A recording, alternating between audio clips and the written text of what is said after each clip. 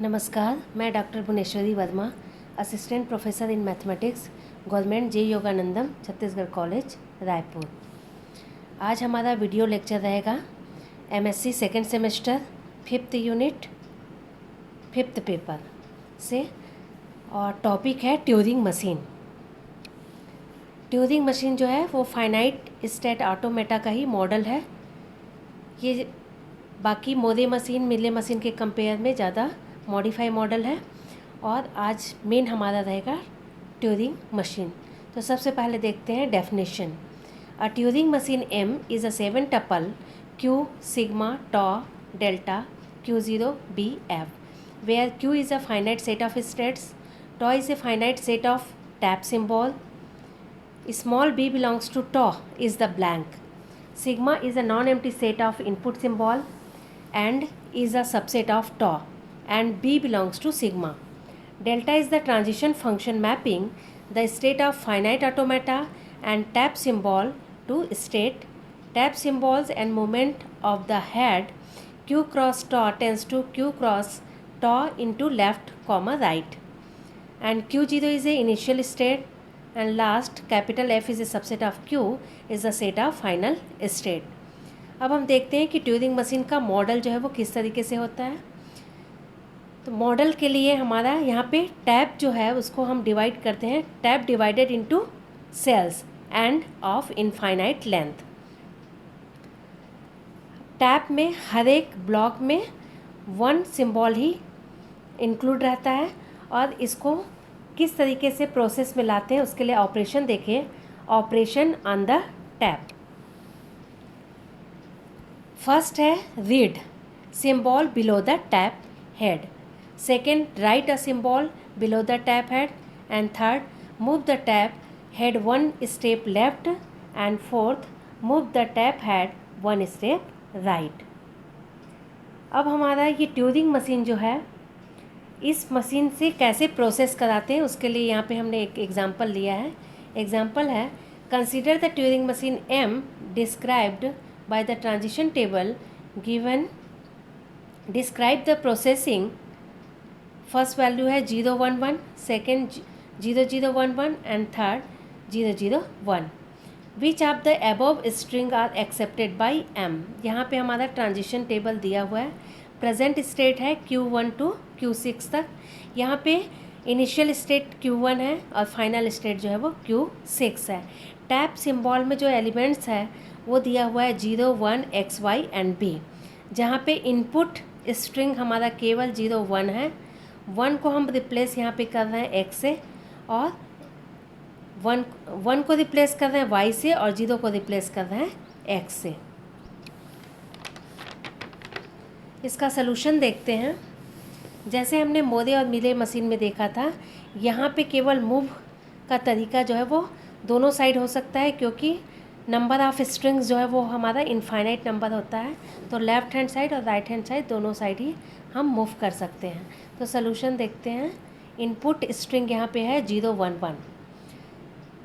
हमारा initial state Q1 है। यदि हम इनपुट 011 करते हैं तो सबसे फर्स्ट स्टेप में हमारा transition table Q10 transition table से हम यदि देखते हैं तो 0 जो है वो X में चेंज हो जाता है। मीन्स 0 को जब हम रीड करते हैं तो राइट हमारा 0 की जगह पे X फॉर्म में चेंज करते हैं, और ये राइट में मूव कर रहा है Q2, तो इसलिए नेक्स्ट स्टेप हमारा आ गया है X Q211। सिमिलरली अब नेक्स्ट स्टेप में हमारा Q21, तो फिर ट्रांजिशन टेबल में हमको Q2 रो को देखिए और 1 का कॉलम देखिए। जो वैल्यू आ रही है यहाँ पे हमारा 1 जो है वो X में रिप्लेस हो रहा है और लेफ़्ट की ओर मूव कर रहा है, तो Q3 XY1। इसी तरीके से नेक्स्ट स्टेप में हमारा Q3X को देखिए, और लास्ट में हमको मिल रहा है Q51। As delta of means transition of Q51 is not defined, M halts, so the input string 011 is not accepted. हमको ट्रांजिशन ऑफ Q51 पे कोई भी ट्रांजिशन वैल्यू नहीं मिल रही है, ट्रांजिशन स्टेट्स नहीं मिल रहे हैं, इसलिए हम इसको क्या मानते हैं, हाल्ट पोजीशन मानते हैं, और ये 011 जो है वो नॉट एक्सेप्टेड स्ट्रिंग होगा। सिमिलरली सेकेंड वैल्यू है हमारा 0011। जैसे हमने फर्स्ट क्वेश्चन में किया था वैसे ही सेकेंड में हम लेते हैं। स्टार्टिंग स्टेट हमारा Q1 है और Q1 में 0 इनपुट डालते हैं तो वो हमारा XR Q2 वैल्यू मिलती है। इसका मतलब 0 X में रिप्लेस हो रहा है और Q1 जो है वो राइट की ओर मूव कर रहा है, मीन्स नेक्स्ट स्टेट हमारा Q2, तो X Q2 0 1 1। इसी तरीके से हम प्रोसेस को करते जाते हैं और लास्ट में हमको मिलता है X X Y Y B Q X। अब यहाँ पे हम देखते हैं Q6, तो Q6 यहाँ पे हमारा एक्सेप्टिंग स्टेट है, Q6 पे स्टॉप हो रहा है। M holds as Q6 is an accepting state, the input string 0011 is accepted by M। Similarly 001 question को भी हम सॉल्व कर सकते हैं। अब यहाँ पे जो ट्रांजिशन टेबल हमको दिया गया है उसी के करस्पॉन्डेंस हमने ट्रांजिशन ग्राफ ड्रॉ किया है, तो उसको कंपेयर करके ग्राफ कर सकते हैं। हमारा इनिशियल स्टेट जो है वो Q1 है और जब हम 0 इनपुट डालते हैं तो Q1 रो और 0 कॉलम का फर्स्ट पार्ट देखिएगा, 0 रिप्लेस हो रहा है X में और मूव हो रहा है राइट की ओर, स्टेट चेंज होके Q2 में जा रहा है, तो हमने यहाँ पे लिखा है 0, X, R next state Q2। उसी तरीके से Q2 में फिर हम नेक्स्ट स्टेप में 0 इनपुट डालते हैं तो 0, 0, R ट्रांजिशन टेबल में दिया गया है, उसी के करस्पॉन्डेंस उतने स्टेट रिप्रेजेंट करिए और जैसा जैसा मूव होते जा रहा है वैसे ही डायग्राम को ड्रॉ कर लीजिए। फिर मैंने नीचे थोड़ा सा फार्मूला नोट कर दिया है कि ट्रांजिशन फंक्शन का delta of Q, X this is equal to, Q means यहाँ पे स्टेट है, X मीन्स इनपुट है। Q स्टेट यदि चेंज होता है तो वो P फॉर्म में चेंज हो रहा है, नेक्स्ट स्टेट जिसको हम कहते हैं, और X जो है वो रिप्लेस होके, क्योंकि जब हमारा फाइनाइट स्टेट ऑटोमेटा किसी इनपुट को रीड करता है तो साथ में वो राइट भी करता है, तो वो राइट वाला टर्म जो है हमारा Y है और वो मूव करता है लेफ़्ट में या फिर राइट में।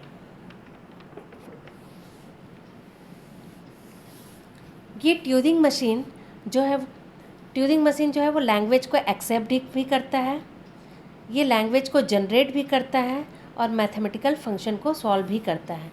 तो इसी के बेस पे हमने एक एग्जांपल दिया है, language acceptability by Turing machine. Example है, design a Turing machine which recognize the language L equal to A to the power n, B to the power n, n is greater than or equal to 1। Suppose n equal to 3 means हमारा language हो जाएगा A cube B cube, that is n is greater than or equal to 1। इस A cube B cube को हम tab form में represent करते हैं। Tab में हर एक ब्लॉक में हम 1 वैल्यू को रखते जाते हैं, तो 3 टाइम्स 1 A को रखा है और 3 टाइम्स B को रखा है, और बाकी ब्लॉक्स में हम ब्लैंक को रिप्रेजेंट करते हैं। यहाँ पे कैपिटल B, ब्लैंक को मैंने कैपिटल B से रिप्रेजेंट किया है क्योंकि इनपुट वेरिएबल ऑलरेडी B दिया हुआ है, इसलिए स्मॉल b ना एज्यूम करके ब्लैंक को हमने कैपिटल B एज्यूम किया है। और दोनों साइड हमने इनफाइनाइट नंबर ऑफ स्ट्रिंग के लिए एज्यूम किया है डैश डैश करके। अब इसके बाद फिर हमारा जो लैंग्वेज की वैल्यू है, इनपुट्स हमारा A है, तो सबसे पहले हम इनिशियल स्टेट Q0 लेते हैं।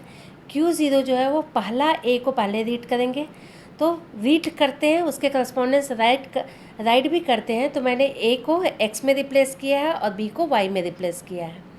तो जब हम A को रीड करेंगे तो A को रिप्लेस करके X में चेंज कर देंगे और राइट मूव करेंगे। तो यहाँ पे मेन हमारा लैंग्वेज जो है वो दोनों का पावर सेम होनी चाहिए, इसलिए फर्स्ट बार हम जब A को रीड करेंगे तो वैसे ही नेक्स्ट स्टेप में हमारा स्टेट जो है वो डायरेक्ट B को रीड करना है।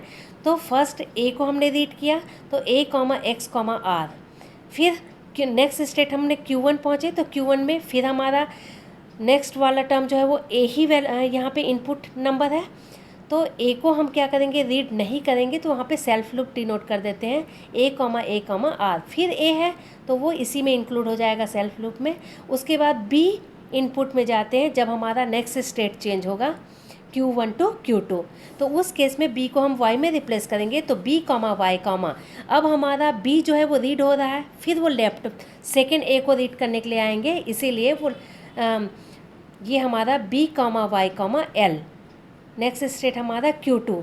अब B को रीड करने के बाद फिर नेक्स्ट हम लेफ्ट आएंगे तो फिर हमको A मिलेगा, 2 बार A मिलेगा, तो दोनों का ही हम सेल्फ लूप रिप्रेजेंट कर देंगे A, L। फिर वापस हम Q0 सिचुएशन में जाएंगे जहाँ पे ऑलरेडी A जो है वो X में रिप्लेस हो चुका है, तो उसको हम रिप्रेजेंट करेंगे X, R। अब हम सेकेंड A को रीड करेंगे तो सेम प्रोसेस होगा। सेकेंड को रीड करने के बाद तो Q0 के बाद फिर सेकेंड रो में हम सेकेंड A को जब रीड करेंगे तो A, X, R, फिर स्टेट हमारा चेंज हो जाएगा और थर्ड A में फिर सेल्फ लूप A, R। उसके बाद फिर हमारा नेक्स्ट क्या बचेगा, B जो है वो ऑलरेडी Y में रिप्लेस हो चुका है, तो हम Q1 स्टेट में ही Y, R डिनोट करेंगे। फिर सेकेंड B को रीड एंड राइट करने के लिए B, Y, L, तो नेक्स्ट स्टेट Q2 होगा।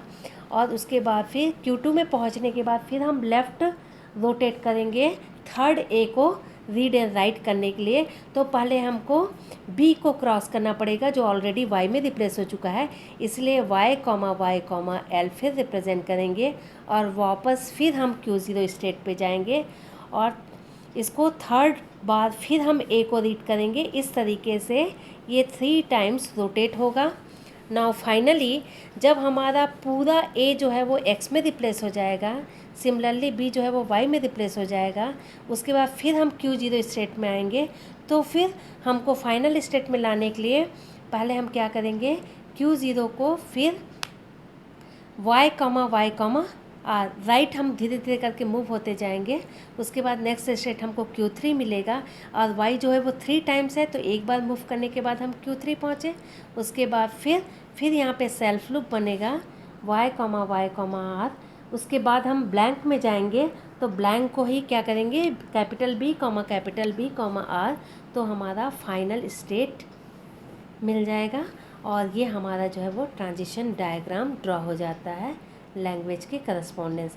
इसी तरीके से सेम क्वेश्चन जो है वो यदि आपको दिया जाता है 0 to the power n, 1 to the power n, तो वहाँ पे इनपुट नंबर्स हमारा 0 और 1 हो जाएगा और जितने पावर रहेगा उसी के अकॉर्डिंग हमको सिमिलर करते जाना है। फर्स्ट 0 को पहले रीड करिएगा, फिर 1 को रीड करना है, इस तरीके से। अब इस ट्रांजिशन डायग्राम के अकॉर्डिंग हमने यहाँ पे ट्रांजिशन टेबल ड्रॉ किया है। टोटल स्टेट्स यहाँ पे हमारे कितने हैं, 5, Q0, Q1, Q2, Q3 and final state. Input variables हमारा यहाँ पे A और B है, लेकिन A और B जो रिप्लेस होके X और Y में चेंज हो रहा है और एक ब्लैंक है, इसका मतलब टैप सिंबल यहाँ पे 5 वेरिएबल्स है, A, B, small x, small y and B। यहाँ पे हमने Q0 में जब A इनपुट डाला तो हमारा A जो है वो X में रिप्लेस हुआ है, राइट मूव हुआ है और Q1 स्टेट आया है। तो इस तरीके से हम बाकी ब्लॉक को भी टेबल को ड्रॉ कर सकते हैं। तो इस तरीके से ट्रांजिशन डायग्राम से ट्रांजिशन टेबल को ड्रॉ कर लीजिए। सिमिलरली मैंने थर्ड कहा था कि मैथमेटिकल प्रॉब्लम्स को भी ट्यूरिंग मशीन जो है वो सॉल्व करता है।